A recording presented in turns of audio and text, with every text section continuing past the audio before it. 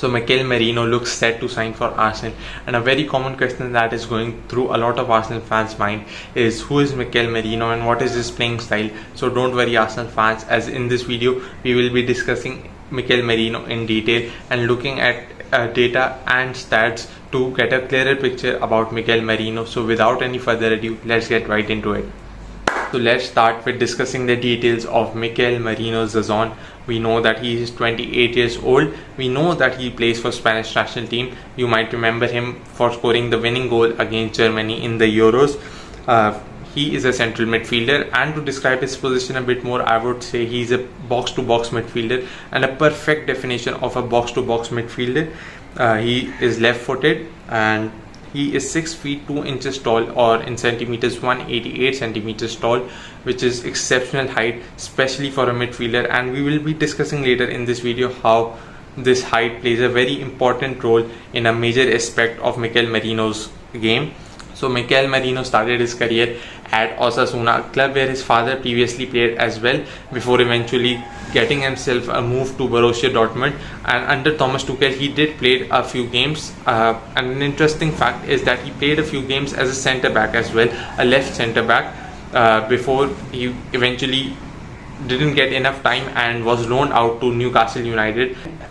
And at Newcastle, under Rafa Benitez, Mikel Merino's game developed more, as well as he was a regular starter and he learned a lot from his time at Premier League. So here are a few quotes, as you can see, that he has to say on his time in the Premier League. And as you can see by yourself, that his time in the Premier League himself can be described as a very important learning curve in his career, and it has helped him to become the player that he is today. However, at the end of the season, Newcastle wanted to sign him permanently. However, they were unwilling to pay the 12 million asking price of Borussia Dortmund, and in came Real Sociedad, who happily paid the 12 million price for Mikel Merino and bought him in 2018. And since then, he has gone on to become one of the most important players in the whole La Liga for Real Sociedad, and has taken Real Sociedad to new heights. So let's get into his 23-24 season stats. Starting off with his season heat map, as you can see, a lot of that red area comes in that advanced left 8 position, a position that is very likely to take at Arsenal, and a position that Arsenal have been looking for. And honestly, you can see he is everywhere on the pitch. He comes back to defend, and he's honestly a very hard-working player on and off the ball, and it is reflected through his heat map here. So last season he played a total of 50 games. He scored 9 goals and assisted 5 as well. So moving on to a very important aspect that you absolutely need to know regarding new signings, and that is the injury record.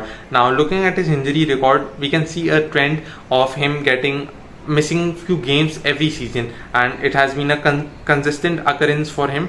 However, for the past few seasons, he has missed only 6 games in the last 2 seasons precisely, and the only major injury he has had is the groin injury, through which he missed 14 games. And luckily enough, there hasn't been any injury that has caused him constant trouble. Instead, there are different injuries, and mainly the small ones, which means that Mikel Merino is a reliable player and can give you at least 30 to 35 league games per season, and this is a really positive sign. Now moving towards the eye test. Now I have seen Real Sociedad few times throughout the season, but just to scout Mikel Merino more, I rewatched few more of the games of Real Sociedad, and here are his main strengths. So starting off with his strengths, his first major strength is his technical base.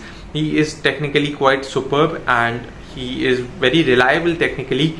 And when I say his technical base is really solid, I mean his weight of pass, which is brilliant. His touches are also very solid, especially under pressure, and you'll never see him miscontrol any of his touches, and this is a really important aspect in his technical base. Now moving on to the second aspect, second strength of Mikel Merino, which are his duels, and both aerial and ground duels. And we know how important aspect in the modern game are the duels, and especially in Arteta structure, duels play a really important part. And funnily enough, Mikel Merino is the player that has won the most duels in the Euro top 7 leagues last season, as he has won 29 more duels than the number 2 Mohamed Kudus, and a whooping 326 total duels won in last season, which is super impressive. And this makes Arsenal a more physical team, as it was already last season. We saw the likes of Declan Rice and Kai Havertz winning a lot of duels, and now adding Mikel Merino takes this team physically to another level. And another major aspect of Mikel Merino is his leap, which helps him a lot in his aerial duels, as he is quite tall and also generates a great leap.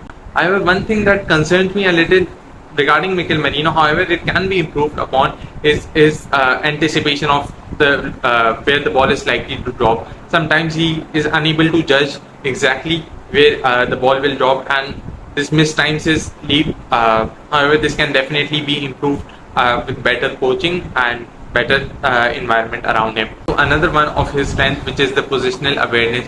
We know Mikel Merino is a very experienced player, and with experience you definitely start to read the game better, and Mikel Merino is a really intelligent player on and off the ball. He knows when to help in the build up, when to drop deep, and sometimes when to make himself available as a passing option, and the best part of it is he knows when to crash the box. He knows when a cross can possibly drop in that he needs to pounce on. And we saw a really good example of this against Germany, when I think it was Nico Williams or Danny Olmo who crossed the ball in, and Mikel Merino pounced upon it really well and scored a brilliant goal.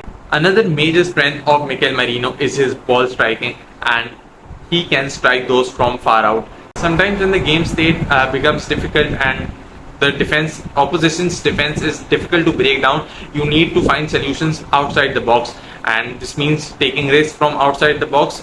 And if you have a midfielder who can strike from far out, it definitely is a very important asset, and Mikel Merino provides you exactly with that asset. Just not offensively, but Mikel Merino also contributes defensively, and he is able to cover a lot of ground defensively, and his major strength in defense is his tackling. His long legs help him a lot here, as he is able to stretch himself and get the ball off the opposition players, and his tackling is a major part of his defensive game. And last but not the least, Mikel Merino's another strength is his vision. This is something that was lacking a lot, especially last season for Arsenal, and this is a different thing that Mikel Merino would be able to add. Mikel Merino is a really creative player and can pick out passes that a lot of people would not expect any other midfielder to do. And here we see a good example of Mikel Merino's vision, as Dumfries thinks that he has Varane covered. However, Mikel Merino's vision is able to pick in a very good pass in behind and gives the Real Sociedad left winger a really good chance to run at the defenders. However, every player has weaknesses, and so does Mikel Merino. But luckily enough, Mikel Merino does not have a lot of weaknesses in his game. But here are a few important ones. Number one is his ball carrying. He's not really a ball carrying midfielder, or he's more dependent on his passing, and he likes to be able to pick passes rather than carry the ball forward. A very common attribute that you see in a lot of Spanish midfielders. Another weakness of Mikel Merino's game is his agility. Mikel Merino is not the most agile midfielder. However, he is still able to do the basics really well. He is able to turn with back to goal really well. And Mikel Merino's game evolves in a way that he makes up for his agility with his other aspects, and you don't really see much of it. And number three is his pace. Mikel Merino is not the fastest of players. However, Mikel Merino is very good in aerial duels and different aspects of physicality. However, pace is definitely not his strength. He's able to cover ground and he can run for a whole 90 minutes, but don't expect him to be the paciest player on the pitch. So now let's take a look at the data, which is a really important part in signings nowadays, especially at Arsenal, which is a lot of data-driven club.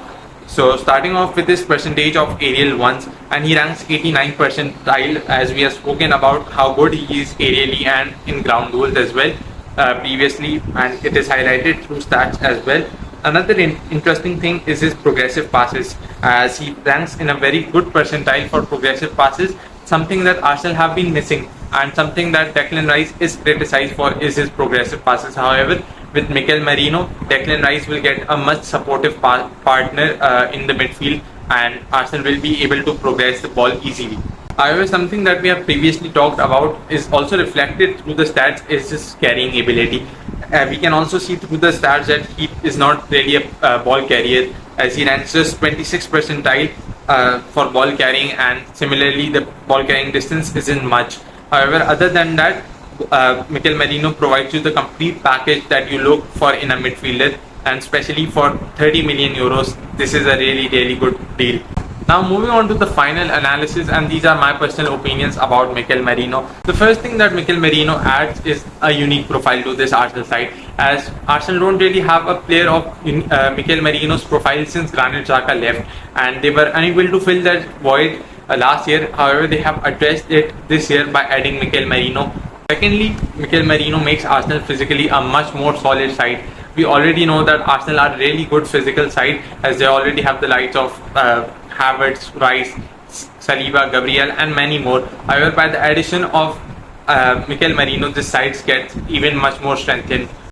And physicality is exactly the aspect where I think Arsenal would be able to get a major advantage over their rivals, and this is very important, especially if a team wants to compete in the title race just like Arsenal wants. We have got a really important aspect that I wanted to speak about, that is rejuvenating that left hand side. Last season we saw that the left hand side was almost non-existent, especially compared to the right hand side, and this led to Arteta constantly experimenting a lot. We saw Trossard and Martinelli rotating constantly. We also saw that Declan Rice was moved to left centre midfield, and there was also a lot of rotation between Kivior and Zinchenko. Arteta clearly needed to fix this left hand side, and he is clearly doing that. Just not by the addition of Ricardo Calafiori, but also the addition of Mikel Merino. The left hand side will get a major boost in both attackingly and defensively, and the main beneficiary of this fix will be Gabriel Martinelli. And now this is exactly our next point, which is how will this help Martinelli. So firstly, Martinelli would be allowed much more freedom, and Martinelli is a player that thrives off freedom. However, last year he was quite limited and was mostly hugging that touchline, and Martinelli wasn't able to excel in that role. However, by the addition of Calafiori and Merino, Martinelli gets more freedom, and this would result in much more attacking contribution from Martinelli. And the second player that benefits from all of this is Martin Odegaard. Last year we saw that Martin Odegaard had to contribute a lot in the build-up, especially dropping deep with Rice, so that Arsenal were able to progress much more easily. And this meant that Odegaard's creativity was getting limited. He was unable to be decisive in the final third, and we saw reduction in the numbers, especially in terms of goals and assists last year. And the way Mikel Merino helps Martin Odegaard is that Mikel Merino is likely going to be the one, along with Rice, that is going to be helping in the first phase of the build-up. This will allow Martin Odegaard to move further up the pitch and be more decisive in the attacking third. Now next up we have got a big question, which is adapting to the Premier League. We all know Premier League can be a very challenging league, especially for someone moving from abroad to the Premier League. However, Mikel Merino already knows this, and as I have shown you the quotes of Mikel Merino, that he can definitely adapt to the Premier League. He has already played a season here as well. And secondly, he plays a very similar role at Real Sociedad that he is going to be playing at Arsenal. However, a hot topic here is going to be Mikel Merino's age. Mikel Merino is currently 28 years old, and Arsenal aren't used to making a lot of signings over the age of 25, 26, except for the cases of Jorginho and Trossard, which were made few seasons back. However, I personally don't mind it a lot, as Mikel Merino is someone who is in his prime, and this means that he does not need a lot of time to settle in. And secondly, Mikel Merino also brings a lot of experience, which is much needed in this Arsenal side, and he is definitely a leader, as Luis de la Fuente also speaks really highly of him being a leader. I can definitely see him playing an important role in terms of leadership. Now, if I had to compare Mikel Merino to another similar player, who would it be? It would be none other than Granit Xhaka. And Granit Xhaka, especially of his last season, and the Granit Xhaka that was playing a lot higher up the field, the Granit Xhaka that was making runs in the half spaces, that was also defending as well, and was contributing in all phases of the game. Mikel Merino is exactly the kind of player that Granit Xhaka was in his last season. And just not that, the role Mikel Merino had at La Real or Real Sociedad is very similar to the role that Granit Xhaka had in 2022-23, and that is another reason that I believe that Mikel Merino will suit us perfectly. And I personally will rate this transfer an 8 out of 10, a very good piece of business, and exactly the kind of profile that we have been missing is going to be provided by none other than Mikel Merino. And at 30 million euros, it is going to be a very good deal, especially in a market that will have a lot of budget constraints.